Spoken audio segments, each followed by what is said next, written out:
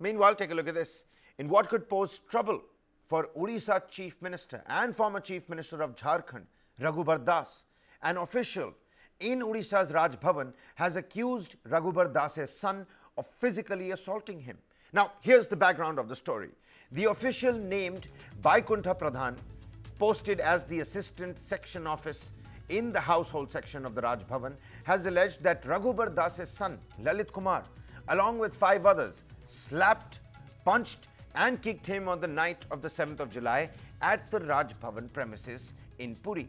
Now, interesting aspects. Take a look at this.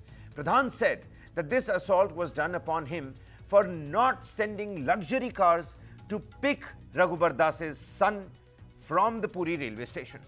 After this incident, on the 7th of July, Pradhan also submitted a written complaint to the governor's principal secretary on the 10th of July. And in his complaint, Pradhan has given a detailed account of the events that transpired on the night of the 7th of July, saying that after seeing that luxury cars were not there to pick him up, Lalit, the son of the governor, Raghubar Das, started scolding him using highly objectionable slang and unparliamentary language. As Pradhan objected to the use of such language, as per the complaint, Lalit started slapping Pradhan, and Lalit's security personnel soon joined in and started punching and kicking Pradhan as well.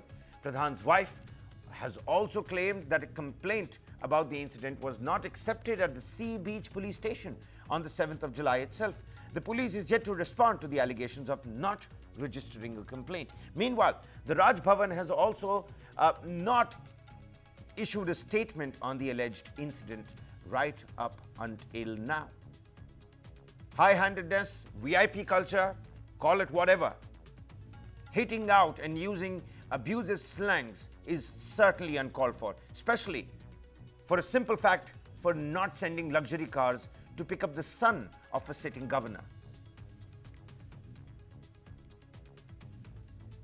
But my colleague Brijesh Pandey joins us on the phone line here. Brijesh, another one of those examples. We've seen, stalwarts and people who hold government offices walking their dogs in public places as well.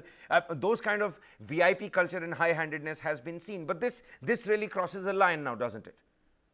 Well, absolutely. And I think, Kabir, what is extremely unfortunate is that they bring bad name to a high and prestigious constitutional post like governor. It is extremely unfortunate to see this turn of event, where the son of the governor abuses and assaults a particular individual who was deputed there to look after the presidential arrangement, and she was about to, visit Odisha a couple of days back, 3-4 days back. And the unfortunate incident is that, till now, there's been no word as far as, whether a case has been registered, whether the Raj Bhavan is apprised of the matter, no, information either from the principal secretary, who's the topmost bureaucrat of the state. So now there's a studied silence because it involves the son of a sitting governor. And, it's extremely unfortunate, given the fact that, and, what is more unfortunate is that people, who are at the top, who are supposed to uphold the virtues and the tenets of the Constitution, are usually, their family members and others are seen breaking them, which makes it a double jeopardy as far as, this holding up this high constitutional post is concerned. I think, the governor would want to lead by example, and I hope that, that the police in Odisha registered a case and action as per law should be taken against Lalit Kumar.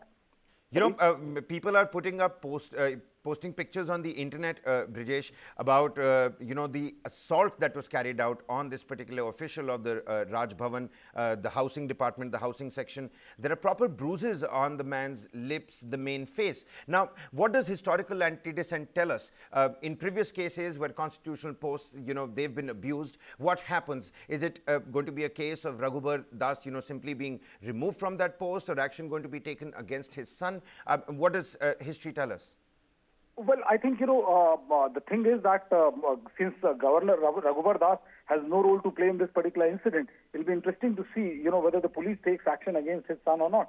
Because this does put the Honorable Governor in a spot of bother, because, his son is involved in assaulting a functionary, a government functionary who was deputed to look after the president. And we have seen that, at times when these cases reach media and there's a lot of hullabaloo, the authorities are forced to crack the whip, irrespective of it. I think, the governor must hold the dignity of the office, of the constitutional post he holds, and should allow police to do a thorough investigation and make sure that the guilty is punished, irrespective of who he is. Unfortunately, in several times in the past, we have seen that thing not happening. But it'll be interesting to, wait and watch and see whether the governor actually goes ahead and orders sanction or prosecution against his son, and or the police takes a suo motu cognizance. Because remember, the governor is the highest constitutional functionary as far as any particular state is concerned. He's like the president of the state. So it'll be very, very interesting to see how this pans out. Absolutely. I mean, one has to see on the Libra scales what's going to weigh heavier. Is it going to be the respect and upholding the dignity of a constitutional post, or public ire that's going to weigh heavier? Brijesh, many thanks for joining with us and helping us out with those insightful inputs. We'll have to wait and find out as to how people are now going to react and what kind of police action is going to be taken.